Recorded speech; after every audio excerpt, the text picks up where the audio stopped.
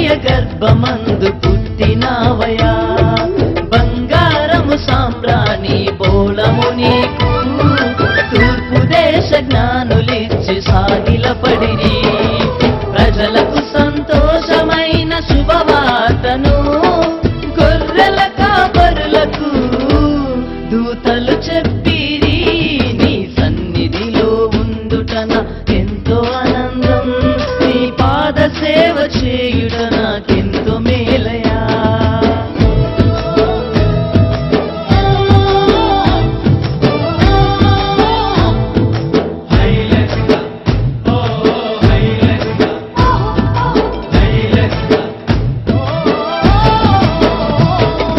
నశించిన ఆత్మలకు రక్షించుటకు